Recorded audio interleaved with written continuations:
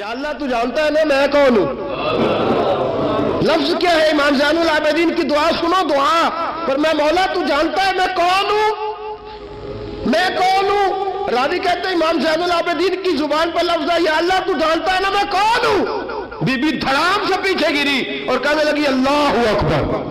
دھڑام سے پیچھے گر گئی. اللہ اکبر. علی کا گھر بھی کیا گھر ہے کہ جس گھر کا ہر ایک بچہ جسے دیکھو وہی شیر خدا معلوم. اور میرے اعلیٰ حضرت فرماتے ہیں تیری نسل پاک میں ہے بچہ بچہ نور کا، تو ہے عین نور، تیرا سب گھرانہ نور کا. جناب امام زین العابدین رضی اللہ تعالیٰ عنہ کیا کہتے ہیں؟ یا اللہ تو جانتا ہے نا میں کون ہوں. ایک وہ تھے جو مٹ گئے، مٹتے ہیں، مٹ جائیں گے، مٹتے ہیں آدھا تیرے، نہ مٹا ہے نہ مٹے گا کبھی چرچا تیرا. ایک وہ تھے جو مٹ گئے اور ایک یہ میرے امام کا صاحبزادہ ہے. اور میرے دوستو وہ جو بات میں نے پہلے کہی نا، یہ اکڑے رہے، یہ ظالم اکڑے رہے، مر گئے. میرے امام کا یہ صاحبزادہ، ایک صاحبزادہ مدینہ منورہ کے ایک کونے میں، ایک نکر میں ساری زندگی. لوگ کہتے ہیں کہ امام زین العابدین کا حال یہ تھا نماز شروع کرتے اتنی لمبی نماز پڑھتے کہ بھول جاتے سارا زمانہ. امام زین العابدین نماز پڑھ رہے ہیں، گھر میں آگ لگ گئی ہے. چھوٹا بچہ آپ کا چھوٹا صاحبزادہ قریب سویا ہوا ہے. امام زین العابدین رضی اللہ تعالیٰ عنہ نماز پڑھ رہے ہیں، آگ لگ گئی، بچہ قریب سویا، لوگ آئے، شور مچ گیا، آگ بجھاتے رہے، بچے کو اٹھا کے لے جاتے رہے. نماز کے بعد امام زین العابدین نے دیکھا، فرمایا یہ کیا ہے، یہ خاک کس قسم کی؟ انہوں نے کہا حضرت جی گھر میں آگ لگ گئی تھی، آپ کو پتہ ہی نہیں. کہا کیوں، کیا ہوا؟ کہا ہم سارا زمانہ آگ بجھا رہا تھا، آپ نماز پڑھ رہے تھے. فرمایا تم دنیا کی آگ بجھا رہے تھے، میں نانا مصطفیٰ کی امت پر دوزخ کی آگ بجھا رہا تھا. تم دنیا کی آگ بجھا رہے تھے، میں حضور کی امت کے لیے دوزخ کی آگ بجھا رہا تھا. تم دنیا کی بجھاتے رہے، میں دوزخ کی بجھا رہا تھا.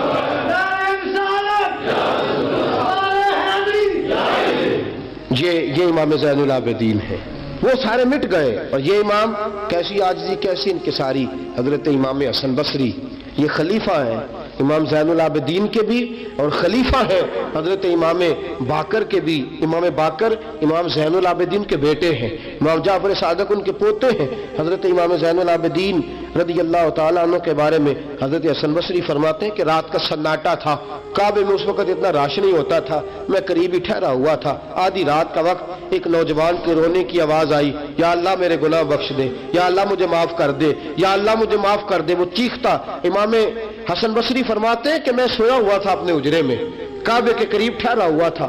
فرماتے ہیں کہ میری اس نوجوان کی آہوزاری کی وجہ سے میری آنکھ کھل گئی، اس کی طلب کی وجہ سے میں اٹھا. اور فرماتے ہیں کہ میں نے سوچا بہت بڑا کوئی گناہگار آ گیا ہے. فرماتے ہیں کہ وہ کیا کہتا ہے، جب میں اٹھا ہوں کعبے کے قریب گیا ہوں کہ جا کے تسلی دیتا ہوں تو اس کی زبان سے جملہ نکلا، کہنے لگا یا اللہ مجھے قیامت میں ذلیل نہ کرنا، اے اللہ اگر میرے عمل اچھے نہیں تو مجھے قیامت کے دن اندھا کر کے اٹھانا، میں تیرے نیک بندوں کے سامنے کیا جواب دوں گا. فرماتے ہیں وہ نوجوان تڑپتا ہے، روتا ہے. حضرت حسن بصری فرماتے ہیں کہ میرے پہنچتے پہنچتے وہ اتنا بلند آواز سے تڑپنے لگا کہ بے ہوش ہو کے زمین پہ گرا. آپ فرماتے ہیں میں قریب گیا، اس نوجوان کے قریب گیا تو بڑی خوبصورت خوشبو مجھے آئی. فرماتے میرے دل میں خیال تھا تسلی دوں گا کہ بیٹا ٹھہر جا، میں بھی دعا کرتا ہوں، تو بھی دعا کر، اللہ بڑا مہربان ہے معاف کر دے گا. فرماتے ہیں جب میں نے اس نوجوان کے چہرے سے زلفیں ہٹائی، گرد صاف کی تو میرے پاؤں تلے سے زمین نکل گئی. یہ تو امام حسین کا بیٹا زین العابدین ہے، یہ تو امام حسین کے لخت جگر، علی المرتضیٰ کے جگر پارے جناب سیدہ فاطمہ کے نور نظر ہے. یہ تو حضرت شہر بانو شہزادی کے بیٹے ہیں. اتنی آہوزاری، اتنی تڑپ، اتنی بے چینی، اتنا اللہ سے تعلق. حضرت حسن بصری فرماتے کہ قدموں پہ گرا، پاؤں چومے. امام زین العابدین کی آنکھ کھلی تو کہا حسن بصری نہ کر، نہ کر، تو بزرگ ہے. امام زین العابدین اٹھ کے بیٹھ گئے.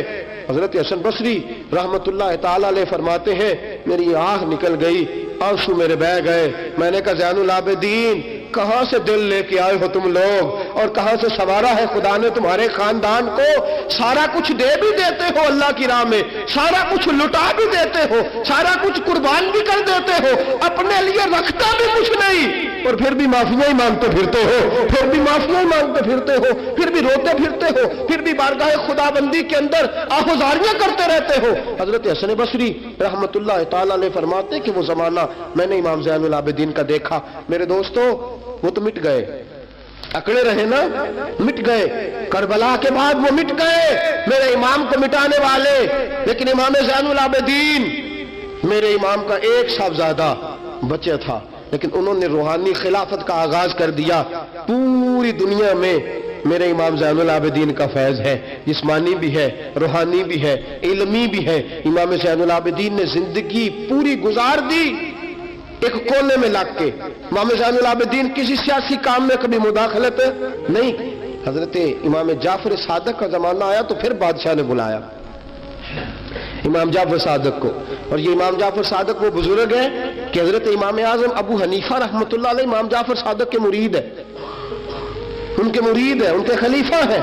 حضرت امام جعفر صادق کو بلایا، اور جب سیدنا امام جعفر صادق رحمۃ اللہ علیہ رضی اللہ عنہ پہنچے تو آپ نے شاندار لباس پہنا، شاندار لباس پہنا، اور اعلیٰ قسم کا جبہ پہنا، اعلیٰ قسم کی پگڑی باندھی، ہاتھ کے اندر عصا پکڑا، اور حضرت امام جعفر صادق رضی اللہ تعالیٰ عنہ کچے مکان سے نکلے لیکن ذرا باوقار ہو کے نکلے، دربار بادشاہ دربار خلافت میں پہنچے، اپنی کھنڈی کو اپنی چھڑی کو ہلایا، میں کیوں بلایا مجھے؟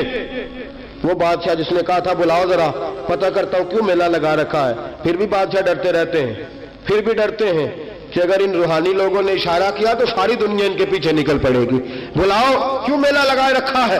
جب بادشاہ کے سامنے پہنچے تو بادشاہ دیکھا کیا بات ہے، کیوں بلایا تھا مجھے؟ کہنے لگا حضور غلطی ہو گئی۔ آج کے بعد امام جعفر صادق باہر نکلے تو بادشاہ کے واری کہنے لگے تو بڑی باتیں کرتا تھا، ڈنگے مارتا تھا، بڑھ کے مارتا تھا، بلاؤ امام کو پوچھ لیتا ہوں کیا ہوا۔